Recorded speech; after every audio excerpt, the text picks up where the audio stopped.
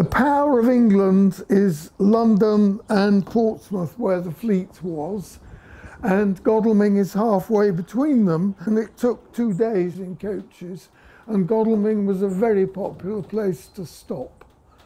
So it's full of history. First place to be electrified, right? For electricity? Yes, yes, well done, well done.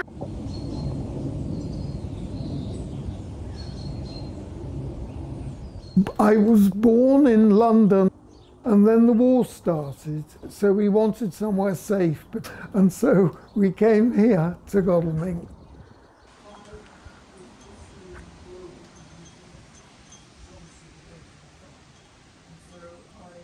This house was a part of this prisoner of war camp. This building was a prisoner of war camp in World War I that got put up very quickly. Well, you see, in World War I and World War II, Godalming was used to sort of store things because people knew it because it was halfway and they'd all stop there. So Godalming was a kind of, well, it was a place to store things and people. Yeah, you can see the L shape of that's the original. It was 2 prisoner of war billets put together at a right angle. So they were quite small, if that was 2. Yeah, they weren't big at all. They would have lots of bunks in them, or? They would just be bunkhouses, and they put 20 or so people in each bunkhouse.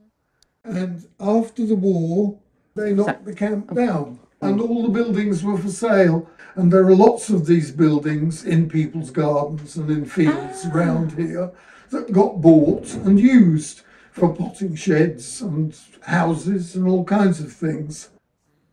And so it was moved here? Well, it was taken apart and put together again. And why was it moved here? Did somebody want to live in it? Was it for a potting shed? Was it? No, it was moved because because the people who lived here wanted to build my parents' house, which is that one. And so they plonked this down as a place to live in while the house got built for them there. It was a kind of place to camp out. Okay. So when you arrived, what was left here? This house was just an L-shaped piece of prisoner of war camp, and the garden was all jungle. And Helga had a referee's whistle. And when she blew her whistle, the 3 boys would come thundering out of the jungle for meal times. This is the hut. That bit is extra, but all the rest was original wooden hut.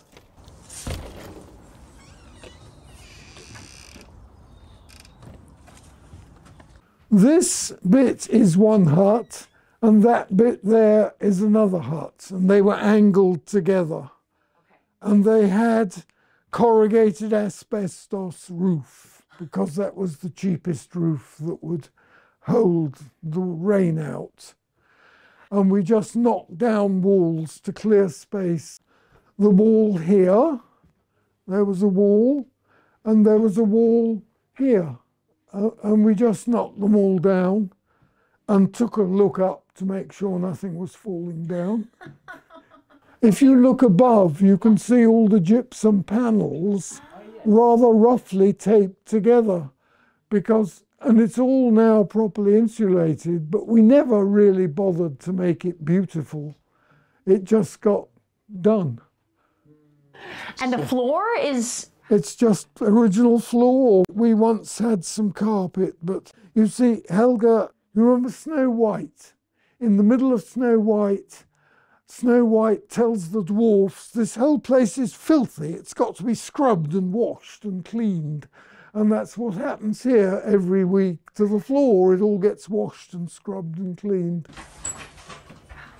It's so cozy. It's a really beautiful space. Yeah, it's because it just evolved, you see. It didn't get designed at all. We just did it bit by bit. So as you wanted something, you maybe created... Yeah, that's right. If you want to look at something crazy I made, you see, we hadn't got enough bedrooms at one stage, so you see, we made a sort of bird's nest, which you can go and have a look at. And it's quite a nice place to sleep because you're cut off from everything. You can go up and have a look. It's really quite fun. Oh, wow. Oh my gosh. That's great. It's a little just in the gable. That's right.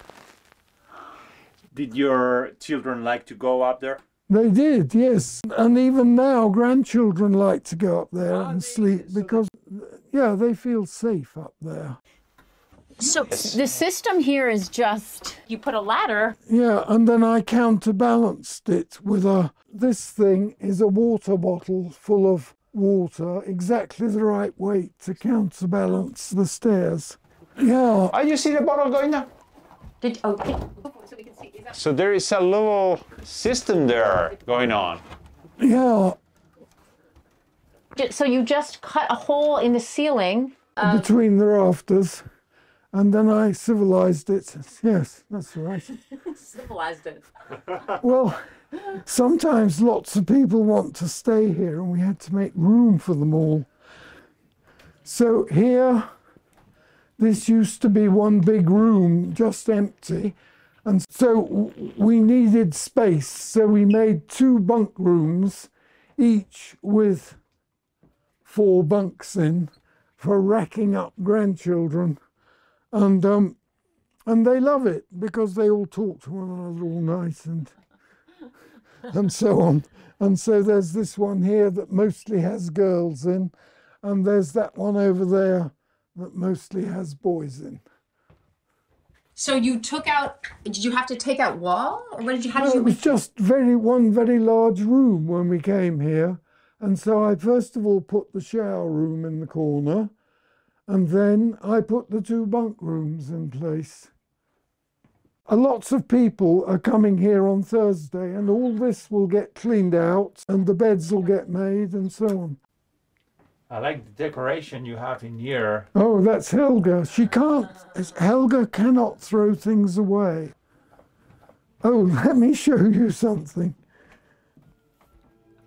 This is our bedroom. Well, we just wanted to squash ourselves into not too much space. So we put the wardrobes under the bed and lifted the bed up and then put the work desk there. So we were all squashed together and out of the way. When we need some new clothes, Oh, yeah. But you didn't feel that you needed more space? No, we had to take little space because sometimes we've got altogether 25 sleeping spaces here and in the barn. And sometimes when everybody comes, we have to be able to get out of the way and let them all riot. So, and you just framed your bed a bit? Well, the bed actually originally went that way, but then we decided that was too squashed. So we turned it round. By negotiation with Helga. I like your stove. It looks like it's been here a long time. Well, that is Argus. There isn't really any control. You cook with a hot plate and a cool plate. That's all you've got. You have a hot stove, yeah, and a cool stove. That's all you've got. No control. The oil comes in and the flame is just here. It was converted. It used to have coal. So it acts as a heater as well? Yes, you're right. And the dryer, clothes dryer. Oh, my son comes with his shirts which get washed. He hangs them on coat hangers off the lamps and they're hanging here to dry. All small spaces. We close all the doors. And we practically don't need the central heating. Oh, you can see my sourdough bread, which I baked this morning. Today I have to make more and I need the starter, which my daughter-in-law calls Joy. Joy. This is the starter. So at 3 o'clock I get a teaspoonful of this, mix it with water and a little bit of flour. and keep it in a kilner jar overnight. And separately, I mix flour and water together. And tomorrow morning, it all gets mixed together. And then it stays in the fridge for 24 hours, and then it gets baked. And that's how you continue all the time having bread.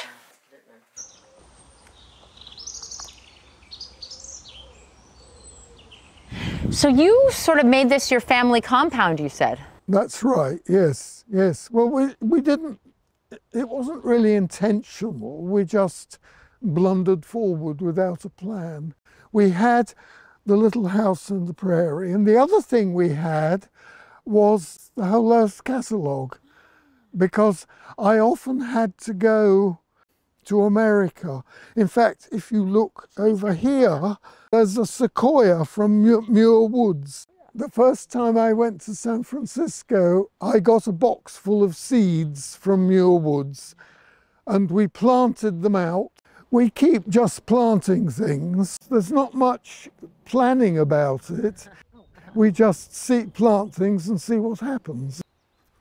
I'm just parking my bike near the goat shed. Now come on, Gretchen. Let's go. Let's go. In Helga is a great wish to have some nature. I think she just married me because she wanted a garden, actually.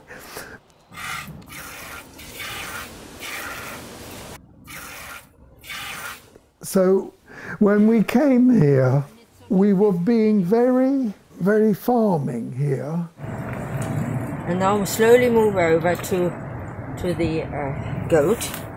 And then Whereas I was pursuing global computer networks, which obviously were going to be fun. What type of work? At my peak, about 40 years ago, I project managed a thing for IBM called Swift that joined together all the banks in the world. Yeah, bank transfer. And that was terrific. That was terrific fun. Wow, that's...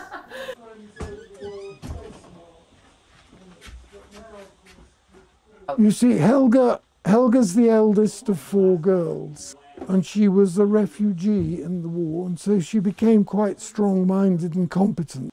You got caught in the rain. yes, I did. Oh, you can see my goat's cheese. It's halfway through its stage. And then what you do is you fold it all back, and then in 2 hours' time, you get it together and hang it on here and have a dish underneath to catch the last way. And then I picked some chives, which I chop up fine with 1 clove of garlic, salt and pepper, mix it with the goat's cheese, and then we have 2 tubs of goat's cheese. And that way I get rid of 2 liters. See, I've got quite a lot of milk again, so there's a little bit left here only. But that was milk yesterday. You see, this and this is all goat's milk. That's the cow's milk for making yogurt. Because we get far too much goat's milk. We can't use it all. I don't bother. When we came, the barn had no sides on, and birds had all nested inside, and we gradually civilized it. This is beautiful. Look at that roof. Yeah, that's a new roof. We had to put a new roof on about 20 years ago. And so the siding is old? That's the siding, the sort of siding that my house used to have. How old is the barn? It's 1780. Wow. Again, the barn got civilized gradually. It's a sort of everything room now, the barn. So it was originally a barn for animals? For cows, yes. It was all mud and mess, the floor, with drains for the cows to poo into. And this barn, if you look carefully, is all made out of reclaimed wood. So though it was built in 1780, it actually is made of wood that's far older than that. They'd knock buildings down, and the broken buildings would get put in store, and then the bits would get sold and they'd get reused. Because sawn timber took a terrific amount of effort to produce. It took, 2 men in a great big trench sawing away. So did you started using this as space for family? It gradually happened. It was being a barn, and then we thought, let's mend old cars in it. And then people started having parties in it. And then we thought, let's make it nice. And then Helga and I went on a pub crawl one evening, and we measured all the bars, and we found a bar we liked, and I made a quick sketch, and so I made a bar. That's like a place called the Three Horseshoes in... Hello. It's all bits and pieces with no plan. Is there a bedroom up here? My eldest son, Nicholas, He's there. and he's got an electronics lab up there, and he's thumping around. There are bedrooms above there and along that passage. Are they being used? Yeah, my brother lives in a bedroom at the end there, and the other 2 bedrooms have got in it some Hungarian gardeners who Helga invited in here, and so they live here. You could sleep 8, and there are 2 bathrooms, so it's become quite civilized.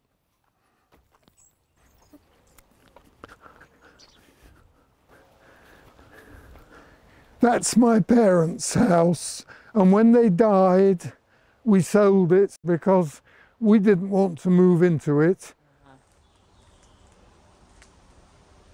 So you let a lot of people use your land? Yeah, when my parents' idea was that there should be a fence around everything and it should be like Richmond Park. But Helga and I decided that we'd fill it up with people because that was far more fun. And as we get old, you need lots of people around you to help whenever you need help. So there are various sheds around. There's a shed full of old vehicles where lots of friends of mine are mending old vehicles all the time. Most days we have a lunchtime cup of tea and we put the world right. We know exactly what needs doing about everything. Then there are some more sheds built with hubs, a lot more. There are people who came and said, we'd like to live here. And we said, oh, all right. And they built little houses. This is what Build with Hubs is all about. It's Buckminster Fuller type globes. And that's Helga's milking shed to milk the goats in. This is our neighbour, Chris Jordan. He designed this hub. It's a 5-way hub or a 6-way hub. And it's made of plastic that is as strong as aluminium. And that's the key to building these things. They can be very big or very little, like Helga's goat shed. And there's another one over there behind you. That's a little one.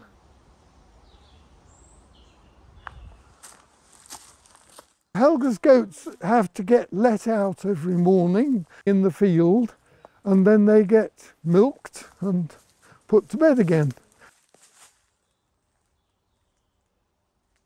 I see you have a garden back here, though. No, this is a lot more. It's allotments, and it's all divided out into plots. You see, there's a pizza oven, and everyone sits here at the weekend and makes pizzas and does gardening. Wow, so it's a real community here. Yeah, it sort of all happened. It all happened kind of accidentally. There's somebody here. You were. Hello, Michaela. Michaela somehow is something to do with some super vets.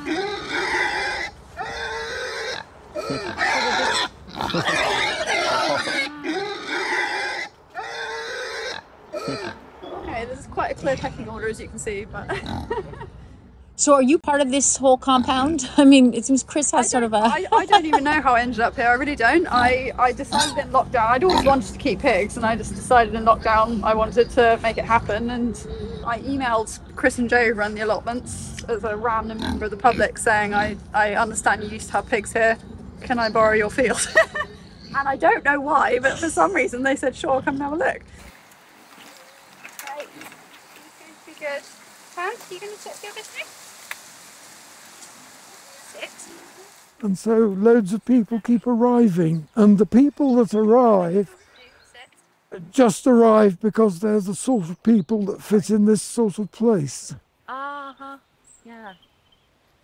They're self-selected.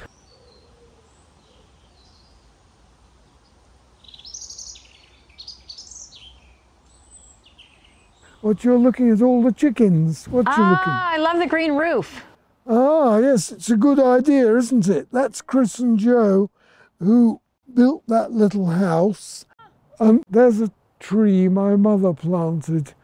She was a great tree planter. Ah. The good thing about trees is they'll let you know whether they're happy or not, and they'll either grow or they'll die, but you don't have to worry too much. They'll tell you. So now we're going to have a lightning visit to the engineering corner where some of my old friends are mending old motor cars. A big friend of mine from childhood, who is now dead, rescued an old fire engine because he thought it would be fun, and he had nowhere to put it. So Helga said, well, you better build a shed over there. And so we did. And then my friend died, but lots of his friends came along and started filling it up with other people who wanted to mend old cars. So we put this building up, and then we added to it over time. Certainly did, yeah. Little bits kept getting added.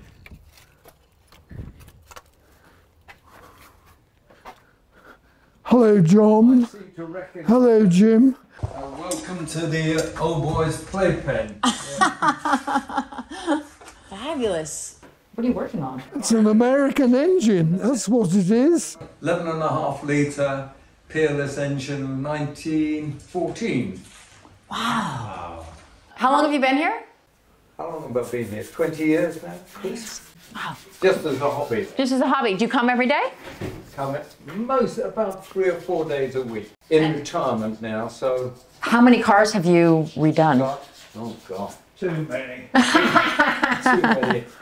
Yeah. So, for example, this engine now you are working on. I'm trying to build a car Yes. that looks like this one. Wow. It looks like a car Gatsby from the book would like. Look on here.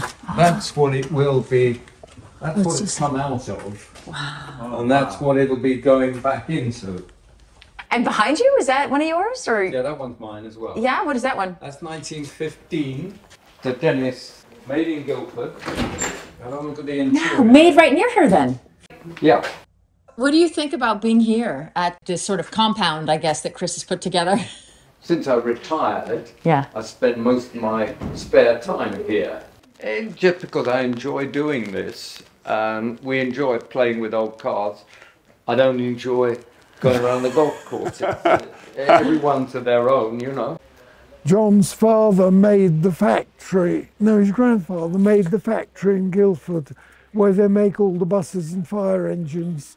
And so when he retired, he had to go on making things. He can't stop. He's workaholic. Is that the sign that says Dennis? Was that the factory? Yes, Dennis. So he's John Dennis. So I tell you who they did a deal with. You know all those school buses they have in America? They did a deal with those people. I know, went to America, well, it must be 5, 6 years ago, and the first bus that turned up, he was going to have a ride around New York, was a Dennis, which he'd come all the way from Guildford. His last name. And if you go around Las Vegas, yeah, down what do you call it? Strip. The strip. The open top buses, they would have been made in Guildford. Wow. This is Bullnose. Bullnose was my car because I hadn't got any money when I was about 18. The body started all falling to bits. And so I peeled all the aluminium off, sat Helga in the middle, and built a new framework out of Iroko, and then put the panels back on again. And then we drove this car all around Germany and Malaysia. And Helga sat in the middle and taught me German from a book while I built the car around her. That's Bullnose.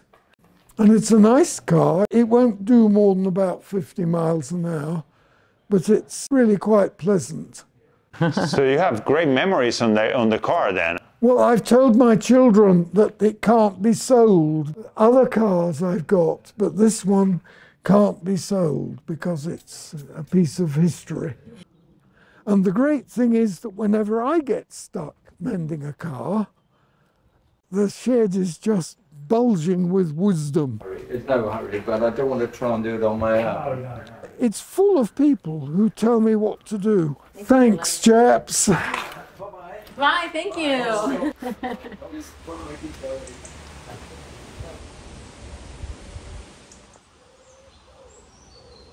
So then you found this place. Was there a cottage and this greenhouse portion or sunroom? Oh no, we only put this up about 20 years ago. Okay. That end got built about 15, 20 years ago. And this sun bit got done about 20 years ago. But the basic bit is that and that, the L shape that used to be the prisoner of war huts. The good thing about this room is it's got house on 3 sides. It's well insulated, and even in the winter, you can open all the doors and windows and it's straight away hot. And you can move these windows, they all hang up on carabiners. And so you can open it completely in the sun. It's all double glazed and you can be warm in the winter. We just did it bit by bit. For example, like the bookshelves you just added, or... Yeah, that's right. I just made them. Did you? Yeah, of course. Yeah. Yes, I make tables like this. They haven't got legs to get in the way, you see. They're beautiful. Yeah, it's quite quick actually. It's not clever or complicated. You just get some hardwood and notch it all together. But yeah, but everything feels, just everything has meaning. Yes, yes. Right? He made so many things. Did he? Are there other things in here he's made? Yes, this sofa. No. So he copied something you saw that you liked. Yes. See? I think he put the studs on. It's just so cozy, and everything has meaning. Every little piece has some sort It of... just sort of came. I went, you know, you don't plan these things. What I wanted to show you was this, actually. That's me and Helga in Germany in 1961 in the old car. What year did you arrive? 69. Okay. And we had then a camper van, and we'd put the children in the camper van and drive. It was very practical. When you were doing it, that was probably something new also. How many? Yeah, camper vans were pretty new then. Yes, there weren't many around. Hi. I came in the other way. I think I scared her. People can feel at home here. And sometimes it's very, very full of people. This evening, 10 or 15 friends come round for a sort of shared supper every month, and we'll all do it here because it's a very logical place to have lots of people. Yes, actually I can see how it can be pleasant. You even have a vine inside. Oh, that's fine. We planted 3, but only 1 survived. But if you come at the right time of the year, you can reach up and pluck a whole bunch of grapes. Is that right? It works, yes, that's the way it's meant to work. So there, that's that.